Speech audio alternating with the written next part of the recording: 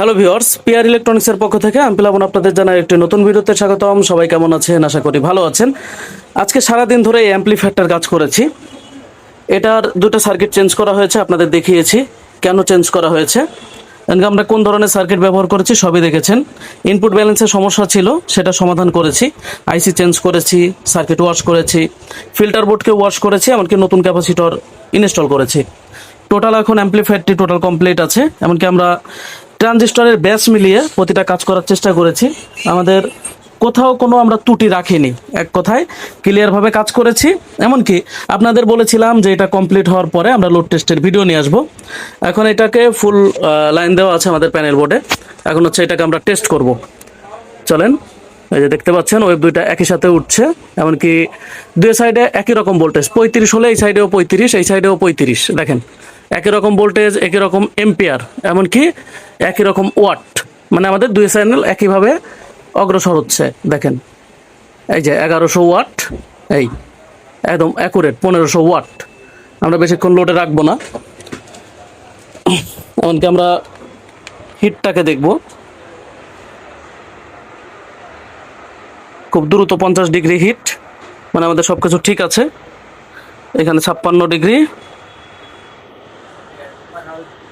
45 degree, 41 degree, accurate. আমাদের যতটুকু hit হওয়ার কথা ততটুকু হয়েছে। মানে এত দ্রুত হিট হয়ে যায় লোড টেস্টের সময়, কি বলবো। সবগুলো অ্যাম্পলিফায়ারই ক্লাস এস হলে তো আরও দ্রুত হয়। এখন আমাদের কাস্টমারের যে মালগুলো আছে, যেমন ট্রানজিস্টর, ক্যাপাসিটর, তারপরে সার্কিট, এগুলো সবই পাঠিয়ে দিব নষ্ট হওয়া সত্ত্বেও। সে চেয়েছে, এমনকি আমরা সার্কিট যারা চায় তাদের ফেরতই দিয়ে দেই, কারণ এগুলো তো আমাদের জাস্ট কম্পোনেন্ট খুলে বিভিন্ন কাজে লাগানোর জন্য কাজে লাগে। তারপরেও যারা চায় তাদেরটা দিয়ে দিই। টোটাল অ্যাম্পলিফায়ার ক্লিয়ার আছে। এই অ্যাম্পলিফায়ারটা বললে চলে যে নতুন শোরুম থেকে কিনে আনলে যেমন সেরকম সার্ভিস দিবে, এক কথায় সেভাবেই টেস্ট করে একদম ক্লিয়ারলি দিলাম। 1500 প্লাস 1500 ওয়াট পাওয়া যাচ্ছে। আসলে অনেকের চিন্তাধারা আছে যে আমাদের যে ওয়াট মিটারগুলো আছে এটা অ্যাকুরেটলি দেখায় কিনা। আসলে কথা হচ্ছে কি, অ্যাকুরেট দেখানোর দরকার নাই, বেশিই দেখাক, কোনো সমস্যা নাই। কিন্তু আমরা একটা ধারণা করতে পারি, কিছু ডেল্টা আছে 1450 ওয়াট আউটপুট দেয়, 1400 ওয়াট আউটপুট দেয়। কিছু আছে 1100 ওয়াট, 800 ওয়াট দেয়, যেটা 7001। 9001-এর কিছু দেয় 1400 ওয়াট। আবার 9001 এইচ যেটা, ওইটা 2200-র উপরে।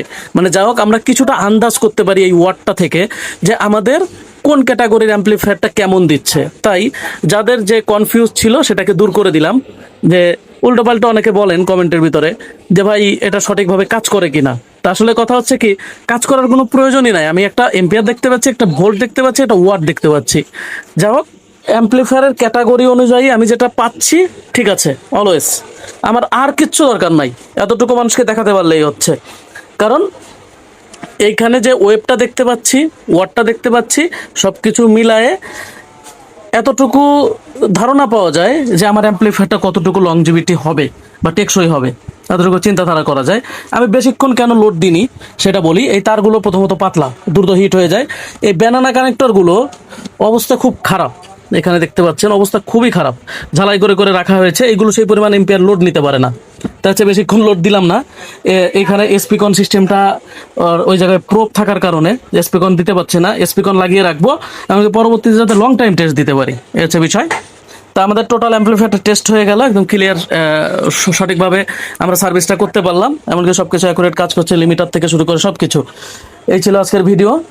সবাই সুস্থ থাকবেন, ভালো থাকবেন, পিআর ইলেকট্রনিক্সের সাথেই থাকবেন। আবারও ফিরছি নতুন কোনো ভিডিওতে। আপনার অ্যাম্পলিফায়ার নষ্ট হয়ে পড়ে থাকলে অবশ্যই স্ক্রিনে দেওয়া নম্বরে কন্ট্যাক্ট করে আমাদের কাছ থেকে অ্যাম্পলিফায়ারগুলো সার্ভিস করিয়ে নিতে পারবেন।